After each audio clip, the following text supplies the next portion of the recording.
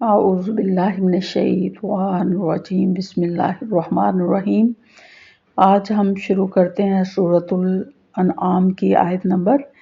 101 سے۔ اس کا ترجمہ: وہ آسمانوں اور زمین کا موجد ہے، اللہ تعالیٰ کے اولاد کہاں ہو سکتی ہے، حالانکہ اس کے کوئی بیوی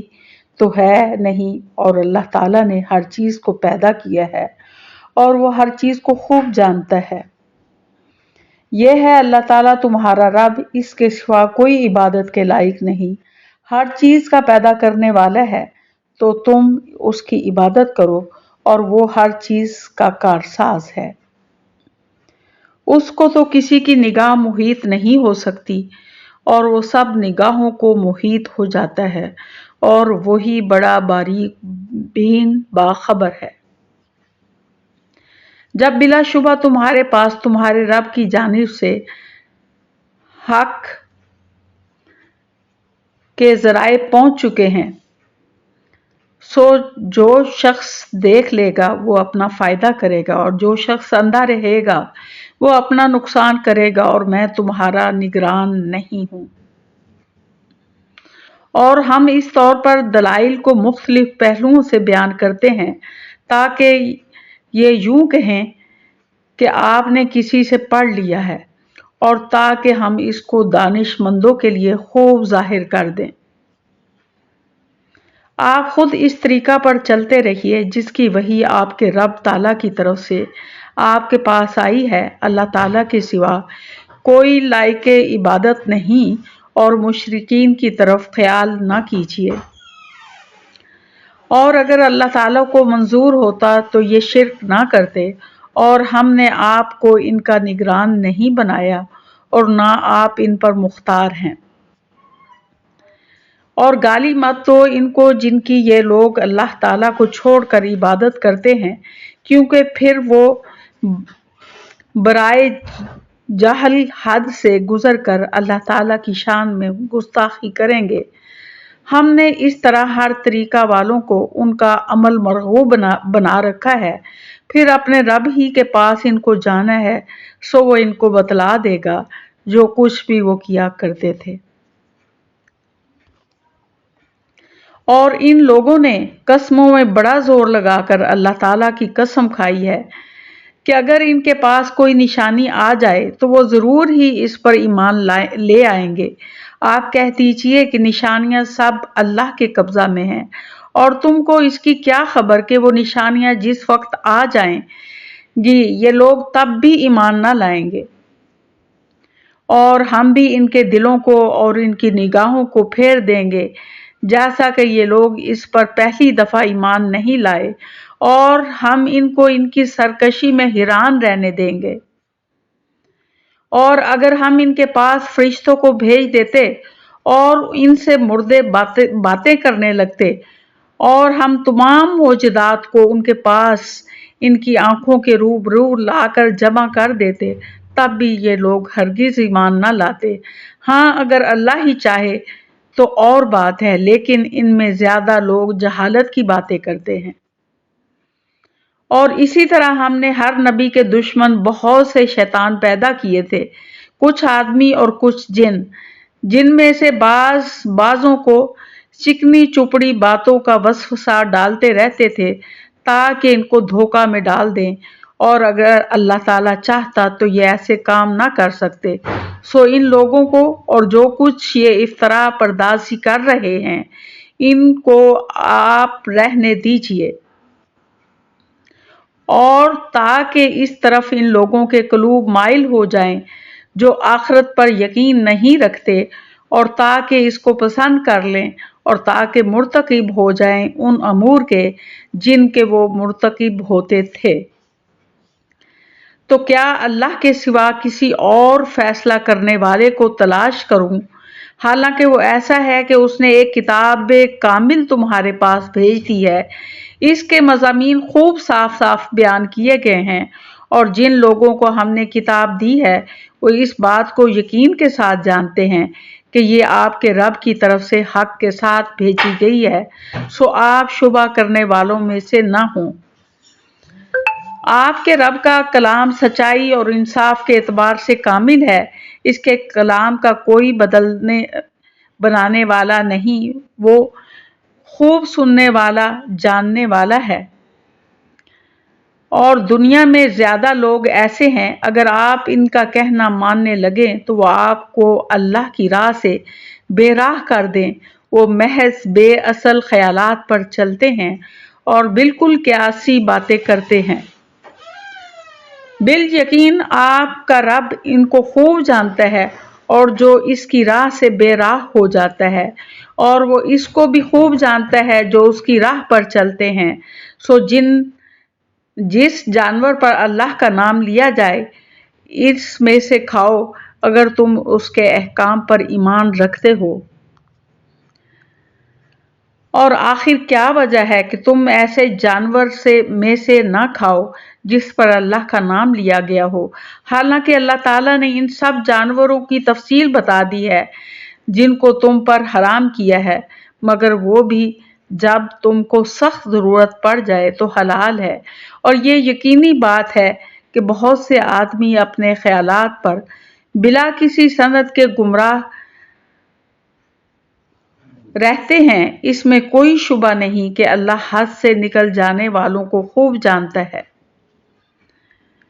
اور تم ظاہری گناہ کو بھی چھوڑ دو اور باطنی گناہ کو بھی چھوڑ دو۔ وہ بلا شبہ جو لوگ گناہ کر رہے ہیں ان کو ان کے کیے کی عنقریب سزا ملے گی۔ تو یہ آیات تھی جس کا ترجمہ کیا گیا ہے سورۃ الانعام کی آیت نمبر 101 سے 120 تک، اور اس میں ہم دیکھتے ہیں کہ کیا اس کا مختصر مفہوم کہ اللہ تعالیٰ نے ان آیات میں کیا ہمیں سمجھانے کی کوشش کی ہے۔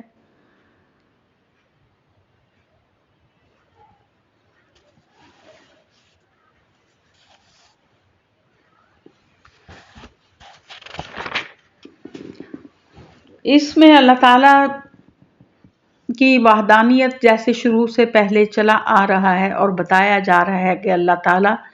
زمین و آسمان کا مالک ہے، اور جو کچھ زمین و آسمان کے اندر ہے وہ سب کا پیدا کرنے والا ہے۔ اور اسی طرح سے اللہ تعالیٰ فرماتا ہے کہ وہ آسمانوں اور زمین کا موجد ہے، مطلب اس نے ان کو ایجاد کیا، اس سے پہلے کسی نے ان کو نہیں بنایا تھا۔ اس کو اللہ تعالیٰ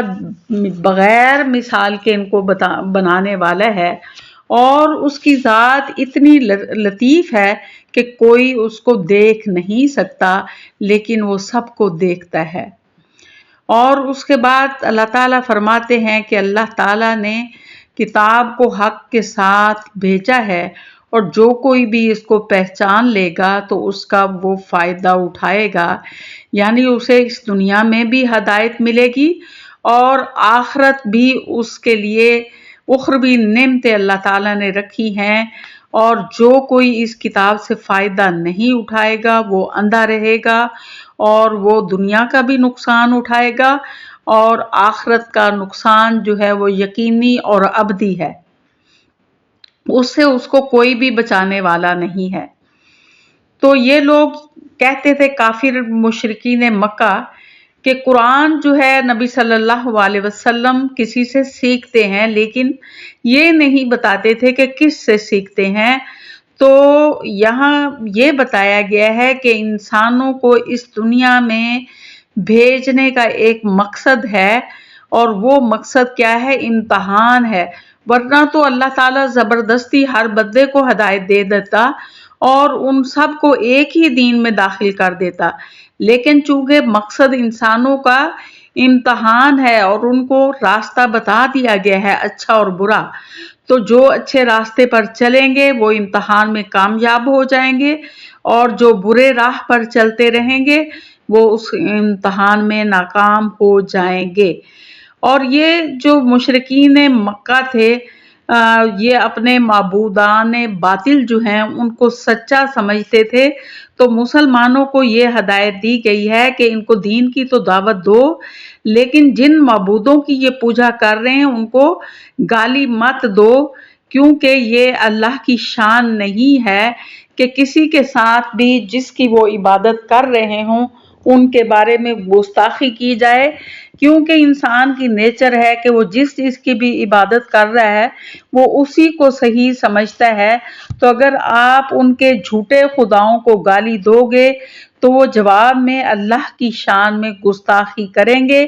جو کہ اللہ کی شان میں گستاخی کرنا جو ہے وہ حرام ہے۔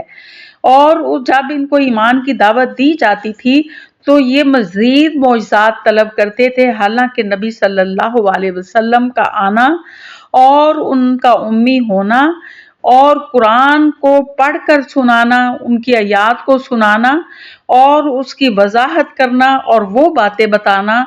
جو کہ کسی کے علم میں نہیں تھی، ان کے پیغمبر ہونے کی دلیل تھی کہ یہ وحی اللہ کی طرف سے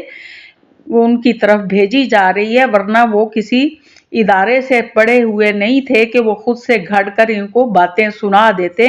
تو سب سے بڑا معجزہ جو تھا قرآن پاک تھا، کہ جو کہ نبی محمد صلی اللہ علیہ وسلم جو کہ امی تھے ان پر نازل ہوا، اور انہوں نے اس کی وضاحت کر کے لوگوں کے سامنے اس کو پیش کیا۔ اس سے بڑھ کر کوئی معجزہ نہیں تھا۔ تو یہ لوگ جو تھے مزید معجزات طلب کرتے تھے، یہ کبھی کہتے تھے کہ فرشتے خود آ کر ہم سے بات کریں۔ تو کہا گیا کہ اگر ان کو کے ساتھ ایسے معجزات بھی ان کو بھیج دیے، کبھی کہتے تھے کہ یہ ہمارے باپ دادوں کو زندہ کر کے دکھائیں، تو کتنے بھی معجزات ان کے پاس بھیج دیے جاتے تو یہ کسی طور پر ماننے والے نہیں تھے۔ اور اسی طرح سے یہ حلال و حرام پر بھی اعتراض کرتے تھے، یہ کہتے تھے کہ اگر کوئی جانور خود مر جاتا ہے تو اس کو آپ حرام سمجھتے ہو، اور اگر آپ اس کو خود مار دیتے ہو یعنی ذبح کر دیتے ہو اس کو حلال سمجھتے ہو، تو ایسا کیوں ہے؟ تو انہیں بتایا جا رہا ہے کہ حلال و حرام کا فیصلہ جو ہے وہ اللہ کا حق ہے، کوئی نبی بھی حلال کو حرام نہیں ٹھہرا سکتا اور نہ ہی حرام کو حلال ٹھہرا سکتا ہے۔ یہ اللہ تعالیٰ کا فیصلہ ہے جس کو قبول کرنا جو ہے وہ ہر ایک کے لیے ضروری ہے، لہٰذا اللہ کے فیصلے کو مانا جائے اور اس پر عمل کیا جائے تاکہ ہمیشہ کی کامیابی حاصل کر سکے۔ وآخر دعوانا الحمدللہ رب العالمین۔